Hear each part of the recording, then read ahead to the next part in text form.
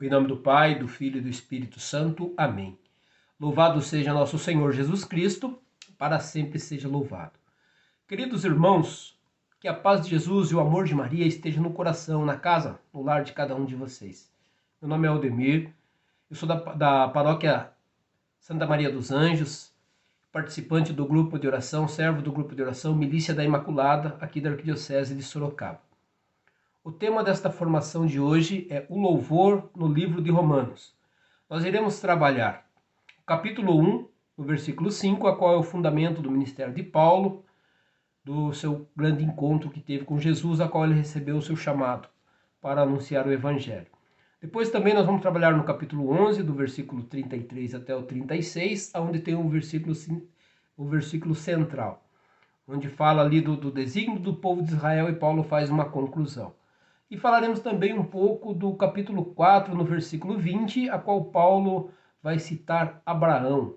E usaremos também alguns números do Catecismo da Igreja Católica, para a gente poder estar ganhando um pouco mais de fundamentação e aprofundar um pouquinho nesse tema, enriquecendo aí um pouco mais todo esse estudo a qual o Ministério vem propondo.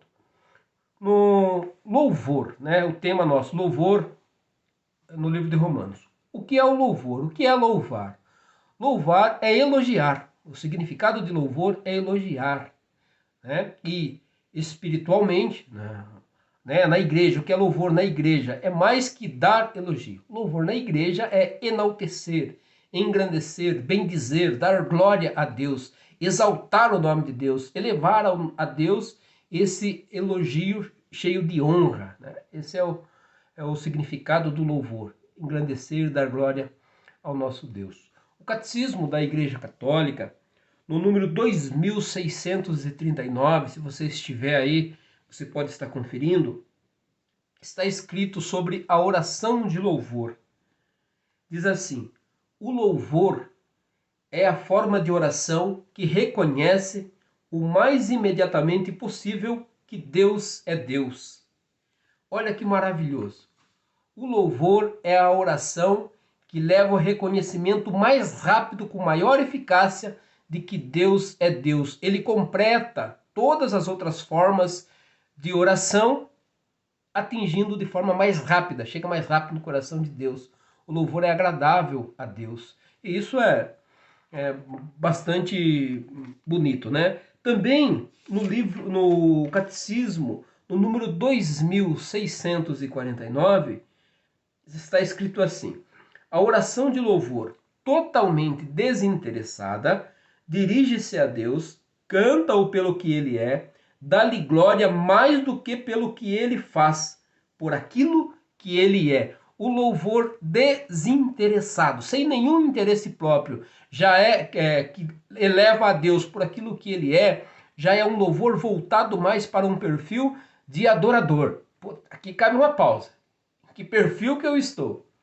De uma pessoa que louva a Deus apenas, que gosta de cantar, gosta de dançar, que gosta de expressar, ou eu tenho um perfil de adorador? O chamado de Deus é para um perfil de adorador, de exaltar a Deus por aquilo que ele é. Mas também é maravilhoso louvar a Deus por aquilo que ele faz. Por exemplo, né, louvando a Deus por aquilo que ele faz. Nós vamos no grupo de oração. A pessoa às vezes estava 10 meses desempregado, 1 ano desempregado, 2 anos desempregado, e ali rezando, pedindo a Deus, pedindo ajuda e tal. De repente abre uma porta de emprego, um salário bom, com um plano de saúde, é onde ele vai ter dignidade, é onde ele tem perspectiva, onde ele pode sonhar, onde ele pode progredir, onde ele pode, assim, pode trazer para ele, para a vida dele, muita dignidade, muito benefício, alimento para a sua família, enfim, louvar a Deus, né? Então, louvar a Deus por aquilo que ele fez. Deus abriu uma porta de emprego, ou Deus abriu uma porta de faculdade, louvar a Deus por um filho que nasceu, por um casamento, por um noivado, pelo namoro, né? Então, por aquilo que Deus fez, já é maravilhoso, irmãos.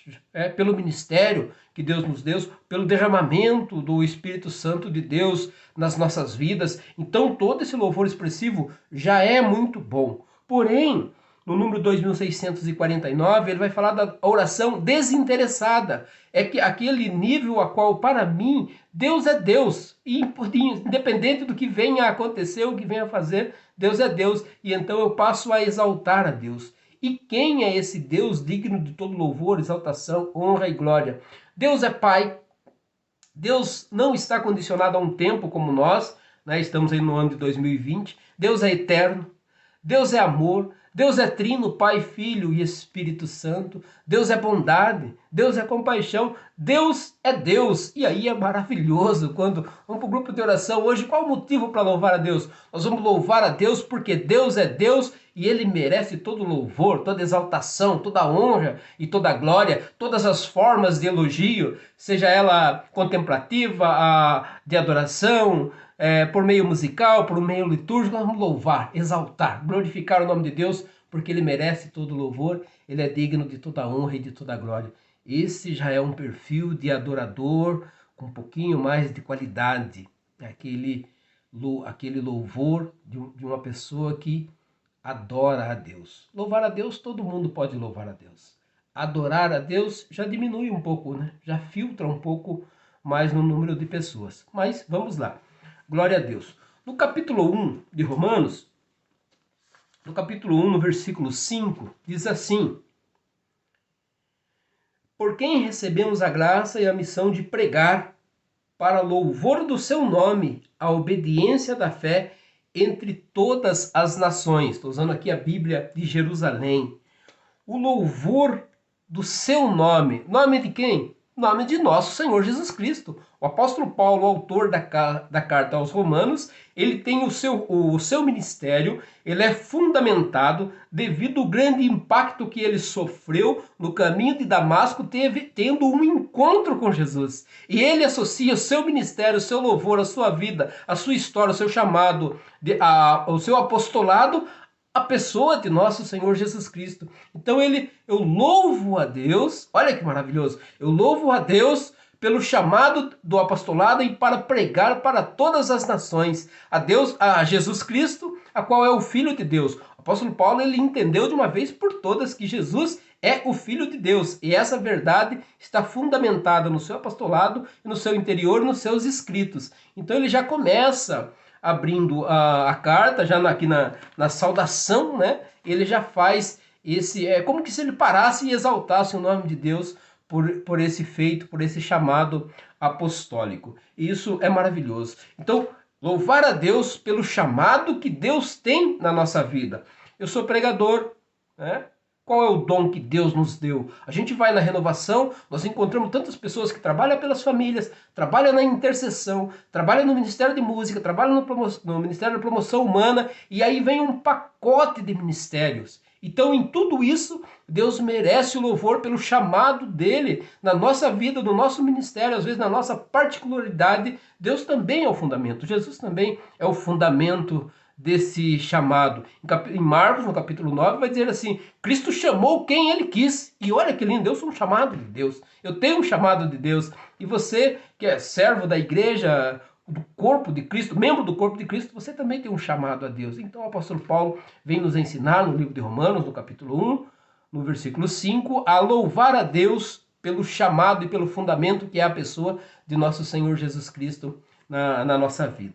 No capítulo 11, o apóstolo Paulo já vai estar falando, no capítulo 9, 10 e 11, ele vai estar falando do desígnio de Israel. Israel tinha a primazia da salvação.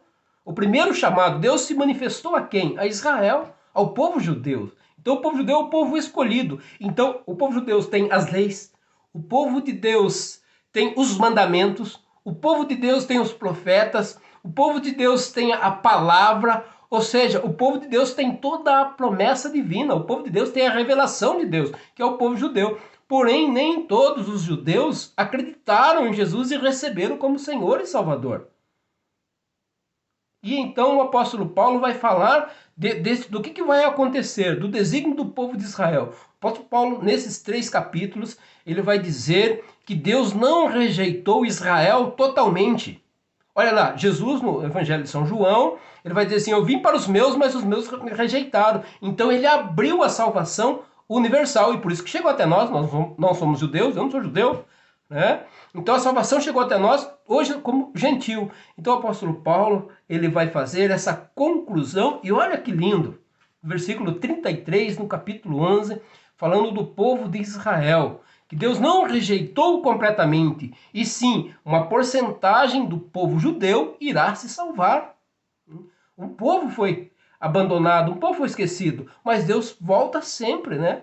E Deus quer salvar sempre, Deus espera o reconhecimento do povo judeu, a qual tinha a primazia da salvação, que hoje é aberto a todos, mas Deus então vai salvar. Deus é também o salvador do povo judeu. É essa a conclusão do apóstolo Paulo. E no capítulo 11, no versículo 33, tem um subtítulo aqui, a qual está escrito conclusão ínica. Ínica de hino, de louvor, de exaltação, de música. Ínica, de hino, de música, né? Então, a Bíblia hoje já mais segmentada, já mais explicada, separada por capítulo, por livro, por versículo, cheio de rodapé, tudo, ela já nos fornece, assim, dentro desse segmento, um pensamento mais específico para aqueles capítulos. E isso é uma riqueza fundamental, é algo maravilhoso. A gente ir lendo e entendendo passo a passo e podendo entender aquilo que o apóstolo está falando. Então, conclusão em música, vamos assim interpretar. Versículo 33. Ó abismo da riqueza, da sabedoria e da ciência de Deus! Como são insondáveis seus juízos e impenetráveis seus caminhos! Quem com efeito conheceu o pensamento do Senhor, ou quem se tornou seu conselheiro, ou quem primeiro lhe fez o dom para receber em troca? Versículo central agora, versículo 36. Porque tudo é dele, por ele e para ele. A ele a glória pelos séculos dos séculos. Amém. Tudo é de Deus. Me vem aqui à cabeça, Deus é onisciente, ou seja, ele tem toda a ciência, todo o conhecimento. Deus é onipotente, ele tem todo o poder. Então Deus é onisciente, onipresente, onipotente. Deus é onipresente, está em todos os lugares ao mesmo tempo. Então, o apóstolo Paulo vai concluir louvando a Deus nesse capítulo 11 com esse pensamento. E ele volta a dizer, porque tudo é dele. O grande encontro do apóstolo Paulo foi com a pessoa de Jesus Cristo. Então, o impacto de Paulo, a conversa de Paulo, o diálogo de Paulo é da pessoa de Jesus. Ele vai dar catequese sobre o Espírito Santo. Ele sabe que Deus Pai é Deus Pai, que Jesus é o Filho de Deus Pai. Ele conhece o Espírito Santo. No livro de Coríntios, ele dá profundos ensinamentos, os mais profundos bíblicos. E, porém, mas aqui especificamente, o centro do louvor do profeta, do apóstolo Paulo, é a pessoa de Jesus. Jesus, ele é o ápice de toda a revelação divina. É o rosto humano de Deus, é a pessoa de Jesus Cristo. E Paulo entende isso e ele vai escrever assim. Por que dele? Quem é ele? Pessoa de Jesus. Para ele quem? Pessoa de Jesus. Por ele, quem? Pessoa de Jesus, né? E especificamente louvando e exaltando a pessoa de nosso Senhor Jesus Cristo. E Deus seja louvado. E no capítulo 4, voltar um pouquinho aqui, no capítulo 4, no versículo 20, o apóstolo Paulo vai pensar um exemplo. O pai da fé. Já ouviu falar do pai da fé? Abraão, né? Abraão é o pai da fé. Capítulo 4, versículo 5, escrevendo, ele vai usar quando numa escrita a pessoa busca o melhor exemplo. E o melhor exemplo ele vai pegar lá de Abraão, de louvor, de sacrifício, de oração, de entrega, aquele que creu em Deus. Uma definição de fé e de acreditar é se entregar, se lançar. Ter fé é isso, né? Você coloca o pé e Deus coloca o chão, né? É assim, eu vou caminhando conforme Deus vai me dando, vai me colocando o chão. E humanamente eu vou acreditando. Então essa é a resposta de Deus. Capítulo 4, versículo 20. Está escrito assim. Ante a promessa de Deus, falando de Abraão, ele não se deixou abalar pela desconfiança, mas se fortaleceu na fé, dando glória a Deus. Um pouquinho de Abraão. Abraão, ele, na terra de Ur, ele tem um chamado de Deus. Deus chama Abraão, ele sai da terra da idolatria e parte para um chamado. Deus prometeu a Abraão a terra. Deus prometeu a Abraão filhos, porém Abraão e sua esposa Sara, eles são estéril. Eles não conseguem biologicamente ter filhos. E Abraão, então, parte para uma terra desconhecida, acreditou. Mas no mesmo capítulo 4 vai dizer que Abraão acreditou e com 25 anos depois, a qual Deus vai cumprir a sua promessa, vai nascer o seu filho Isaque, ele dava glória a Deus quando o seu corpo já estava cansado, quando o seu corpo já estava em estado idoso, quando o seu corpo não tinha mais força para gerar. Até hoje, irmãos, passou dos 50 anos, passou dos 40 anos, a mulher numa gestação é gestação de risco. Sara já era uma quase que idosa, uma senhora já. E mesmo assim, Abraão ele continuava louvando a Deus, porque ele acreditava que Deus tinha poder para cumprir aquilo que lhe prometeu. Olha que maravilhoso! 25 anos a promessa não aconteceu e lá está Abraão louvando a Deus, glorificando a Deus. Meu corpo é incapaz, Senhor. Já não tem mais, a ciência não explica, não cabe dentro de um raciocínio lógico, não tem mais possibilidade, o meu corpo não tem mais possibilidade, a mulher de Abraão não tem mais possibilidade, mas ele continuava dando glória a Deus. Por quê? A expressão da fé. Porém, Deus, 25 anos depois, quando Abraão está com quase 100 anos, Deus então vai cumprir aquilo que lhe prometeu. Uma das promessas é ser pai. E vai nascer então Isaque, o filho da bênção, o filho da promessa.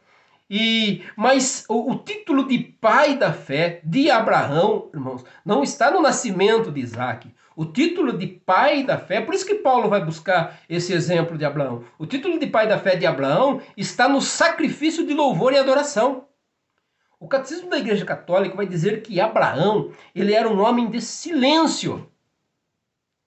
Ele louvava a Deus no silêncio. E lá então está Abraão no caminho do Monte Moriá, indo com seu filho Isaque oferecer a Deus um sacrifício. E ele está indo em oração, louvando, glorificando a Deus. Mas e o sacrifício? Deus havia pedido para Abraão o seu filho Isaque.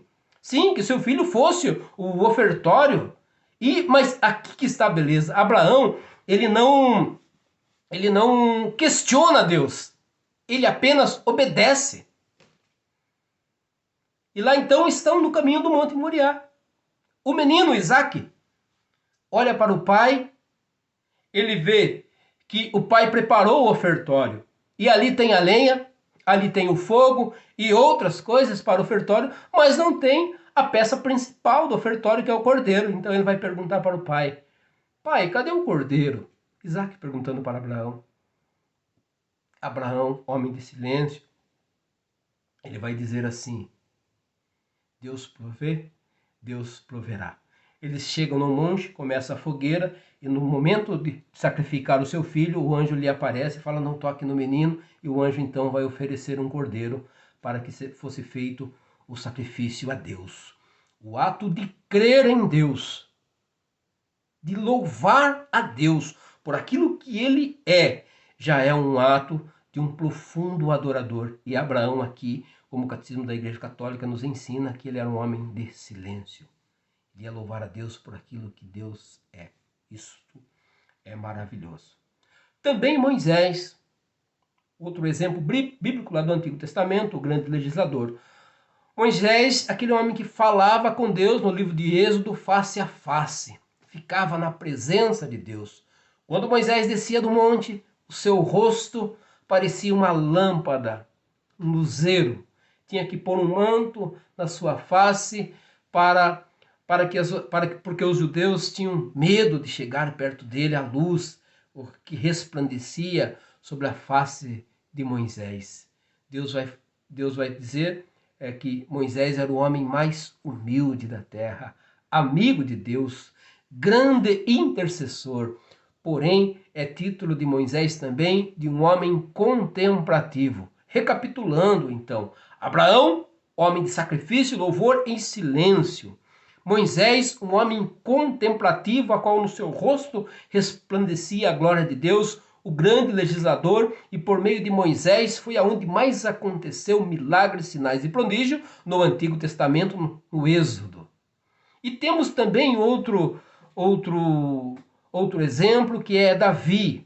Davi, ele é diferente de Abraão, ele é diferente de Moisés. Abraão é silencioso, Moisés é contemplador. Davi, irmãos, ele é o mestre das artes.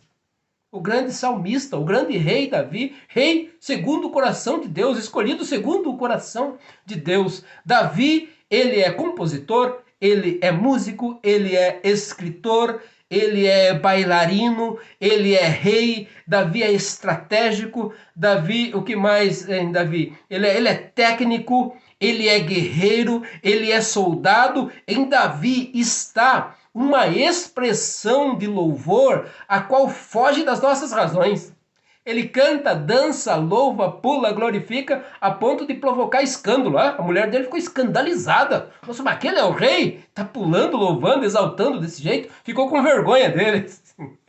Não acontece às vezes, irmãos, que tem irmãos que tá na igreja, que tá no grupo de oração, que a gente passa assim, mas esse não veio comigo, não. Não conheço. A pessoa louva tanto, é tão solta, que provoca até escândalo. Davi no louvor, ele é escandaloso. Então, porém, nós encontramos também, aqui na igreja, temos muitos irmãos em nós encontramos também sintomas de pessoas que louvam a Deus no silêncio, que confia plenamente na graça de Deus, que tem o seu coração cheio de Deus. Nós encontramos também pessoas contempladoras. Quando nós vamos na praia, a gente não fica lá em frente do mar, contemplando aquela beleza ali na cadeirinha, comendo um camarão, você fica só vendo aquela grandeza, maravilhado com tanta água, com tantas ondas, com tantos, enfim, ficar na presença de Deus. Nós temos esses sintomas também de estar na presença de Deus. Claro, nós amamos fazer uma vigília, nós amamos rezar um rosário, nós gostamos de ler a palavra de Deus, de ir no congresso, de ir no retiro, de ir à Santa Missa, de adorar, de louvar, de ir no Santíssimo Sacramento,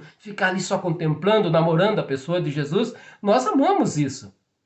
Mas está em Davi a grande expressão da renovação carismática católica, pois o povo não dizia que nós somos um povo barulhento. Davi é barulhento, Davi é artista. Davi exalta o nome de Deus e ema, porque as pessoas estão pensando, vamos falar assim, a renovação, aquele povo lá do trocador de lâmpadas, do glória, glória, aleluia, aquele povo lá, quantas vezes no grupo de oração, as pessoas falam, viu, abaixa o som, vocês estão rezando muito alto, parece que Deus é surdo, que tanto barulho é esse?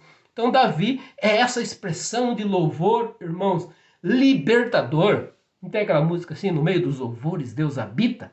Vem louvar, no meio dos louvores Deus habita. Então quando nós louvamos, Deus mostra a sua glória, mostra a sua presença. No louvor acontece cura, milagres, sinais e prodígio. A oração de louvor é sem nenhum interesse, ela atinge direto o coração de Deus, e Deus, com o coração atingido, olha para o seu povo e derrama todas as bênçãos a qual o povo espera, precisa, necessita para poder caminhar. Tá? Resposta de Deus, né? Deus mora, Deus habita, Deus se faz presente no louvor. Então, o apóstolo Paulo, capítulo a capítulo, tema a tema, ele vai parando e vai fazendo suas conclusões, e ele vai fazendo esse exercício de louvor. Irmãos, é necessário, nós, servos de Deus, ministeriado, é necessário nós abandonar, assim como o apóstolo Paulo, abandonar as lamentações, abandonar a lamúria, abandonar as reclamações e criar esse hábito de louvar a Deus por aquilo que Deus faz, que é bastante coisa, e principalmente por aquilo que Deus é. Esse é o chamado de Deus para um ministério mais aprofundado, assim como Paulo, um coração apaixonado pela pessoa de Jesus. E olha, irmãos, o Papa Francisco, nos seus dois livros do Papa Francisco, ele vai falar muito da alegria. Irmãos, a alegria. Tem um grupo de oração antigo em Sorocaba que era Alegria no Louvor. Olha que nome lindo, né? Para grupo de oração. Louvar a Deus. Queridos e amados irmãos, o louvor, ele devolve essa alegria interior no coração do homem de ser de Deus. Ser de Deus. Então que essa alegria expressiva de Davi possa sair dos nossos corações, né? De louvar a Deus. O Salmo 118 vai dizer que o salmista publicava a graça de Deus em louvor 7 vezes ao dia. Então louvar ao Senhor de manhã, se estiver chovendo, se estiver sol, se estiver calor, se estiver frio, não importa, exaltar o nome do Senhor. Louvar o Senhor ao meio-dia, louvar o Senhor à noite, uma vida de louvor. O livro de Romanos, então, ele vai ter esses capítulos, esses versículos, essas afirmações, essas citações, a qual ele nos chama para essa vida de louvor. É o apóstolo falando assim: vem louvar, vem exaltar, vamos glorificar o nome de Deus, porque a Ele é toda honra, a Ele toda glória, a Ele todo louvor, a Ele toda exaltação. É esse o grande chamado do apóstolo Paulo para nós. Que nosso Deus bendito e amado santo possa nos encher com a sua graça, a minha vida, a sua vida, nossos ministérios, que o Senhor possa nos abençoar grandiosamente, toda a renovação carismática católica, com toda a sua hierarquia, com toda a sua liderança, que Deus possa nos encher de bênção, de paz e de amor. Vamos louvar a Deus, irmãos? Senhor nosso Deus, bendito e santo, nós te louvamos, Senhor, pela tua palavra, por todo ensinamento, por todas as formações. Nós te louvamos, Senhor, pelos ministérios, pelo derramamento do Espírito Santo sobre a igreja, pela Virgem Maria, pelos anjos e santos, Senhor, pela igreja católica, apostólica, romana, pelas igrejas evangélicas, por tantos amigos, irmãos, parentelas, Senhor, nós exaltamos a Ti, Senhor Jesus, toda a honra, toda a glória, todo o poder, todo o louvor, toda a exaltação, Senhor, sejam dados ao Teu santo nome. Amém. Aleluia. Glória a Deus. Falamos então aqui, irmãos, do louvor no livro de Romanos, citando o capítulo 1, no versículo 5, capítulo 4, versículo 20 e o versículos do 33 ao 36 do capítulo 11. Falamos também do catecismo, dos números 2639, 2649 e um pouquinho de Abraão, Davi.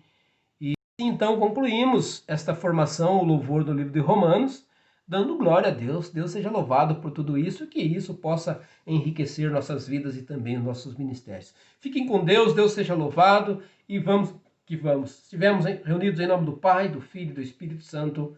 Amém.